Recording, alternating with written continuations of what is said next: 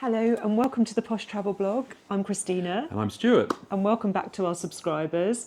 As you know, we've just returned from Regent Seven Seas Explorer, a fantastic cruise to Japan.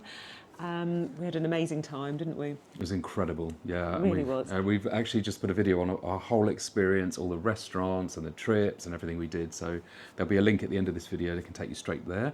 But today we're talking about the drinks, which is very important, especially when you're all-inclusive on a cruise. Well, that's it. You want to know what's included. Is it worth it? Is it all that they say it is? So we're here to give you our sort of first-hand experience on it. Yeah, exactly. So starting with the, we're not going to go into huge detail on the bar drinks, because to be honest, most things are included. It's just amazing, wasn't it, the drinks? Oh, incredible, yeah. It was all top shelf spirits, wasn't it? Yeah, I mean, we're whiskey drinkers, as quite a few of our followers know.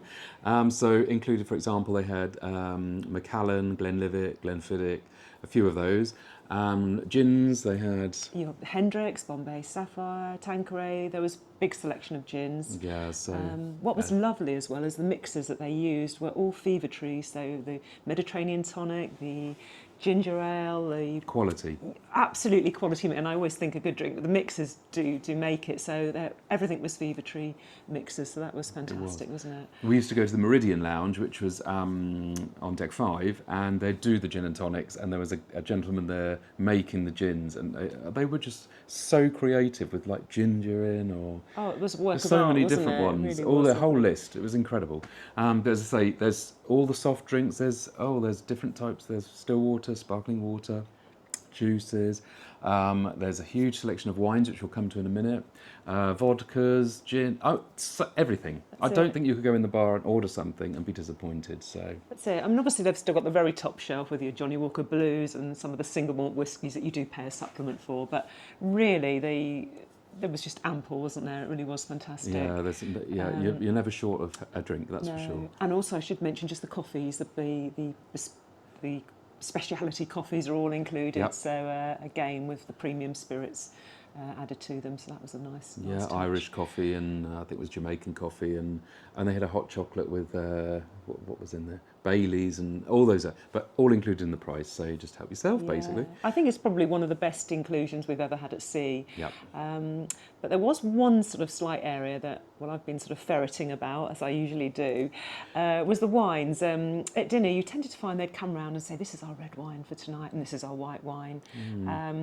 And they'd usually sort of paired it that it did complement the meal and the restaurant you were in. But unless you ask, you just get what you're given. They tend to do that on these all-inclusive cruises. We cruise with Seabourn a lot, and it's exactly the same. Tonight's wine is this or this, and then you tend to go, I'll have the red, I'll have the white.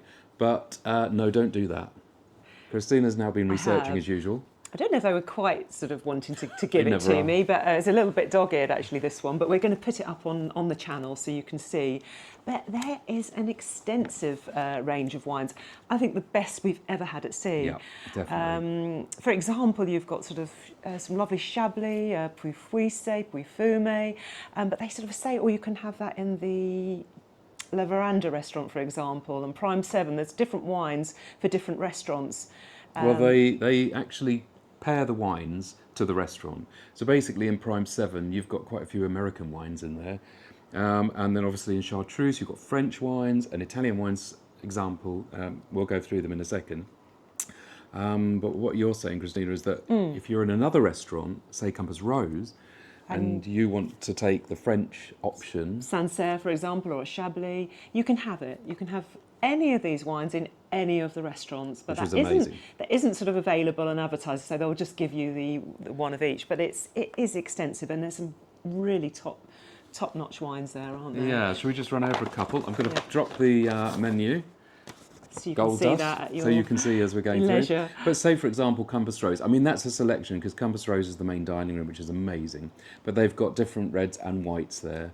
They've got Villa Maria Sauvignon Blanc from New Zealand. They've got a Chenin Blanc from the Western Cape. They've got a Pinot Grigio from Italy and an Alsace from France. And then reds, there's a Rhone Valley. There's a Cabernet Sauvignon from the Napa Valley. Then we've got a Zinfandel from California, and you've got a Chilean Carmenere from Chile. So that one's got quite a few different from all over the world. Because that's the non-reservation restaurant, so yeah, it's quite But from like Chartreuse, you'll see now as I drop it in, you've got a Chablis, you've got a Puy Fuissé, you've got a Sancerre, a Puy Fumé. There's so many choices. lovely wines, really, Yeah. really good. All French, obviously. There's a Chateauneuf de Pape. What else have we got on here? Cabernet Franc. Then we've got a Côte de Roussillon village. So you'll see anyway lovely the list. French wines. So you can order any of those while you're in Compass Rose, for example, which is what we did. And they're quite happy. They no trouble. Nothing's any trouble to them. And then the Italian wines, Santa Margherita Pinot Grigio. It's nice, actually. Oh gosh, you can see it in front of you there. There's so many. Corvina from Venice. And there's also, then Prime 7, mostly American wines there, obviously going with the theme. Yeah. Sonoma County, there's Sauvignon Blanc, there's a Zinfandel from California, Napa and then you've Valley. got Cabernet Sauvignon from Napa Valley. So they're all themed in with the meals, but as we mentioned, you can just order. And then Pacific Rim, which is unusual, they've got a Gewürztraminer there from Alsace, and they've also got a New Zealand Sauvignon Blanc. I suppose they're going for sort of a crisp wine there with the Asian food, which that restaurant's out of this world. It is. And they did have all like the Japanese beers in there, didn't they, as well? So, Yeah. And then the included champagne, which we were impressed with, actually. yeah, it's really nice taste. Justina drank a lot of that. I don't think there's any left on board. Hyde Sick & Co. Monopole Blue Top Brut Champagne. Yeah, it's a nice quality champagne. It was lovely. Yeah, You enjoyed that, didn't very you? Good. And they also do Proseccos, but why drink Prosecco when you can drink champagne? True. And then they've got rosé wines, a Beringer White Zinfandel, and there's also a Côte de Provence from France, which we drank every lunchtime, or the majority of lunchtimes. And they do a couple of organic wines, and then obviously they've got the dessert wines, and they've got some kosher wines on there as well. So, And ports.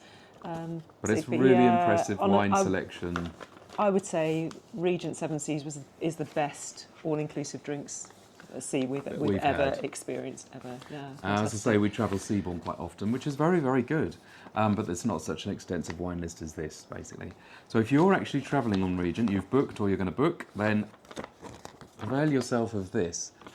And That's it. Just ask for it from one of the sommeliers, and they will give it to you. Yeah. I mean, obviously, again, there's top shelf wines you can buy and purchase from the sommelier, but really, this is fantastic inclusion. It really is. yeah, so I hope that was helpful. Yeah. We're just about to put another video on, the top 10 things we love about Regent, and we did love top 10 things about Regent, actually more than 10 things, because Regent was amazing, That's wasn't it. it? It was incredible. Really was lovely. Can't wait to go again. So yeah, take a look at our channel because we've got all things Regent on there, that our recent experience and cruise and the inclusions and suite tours.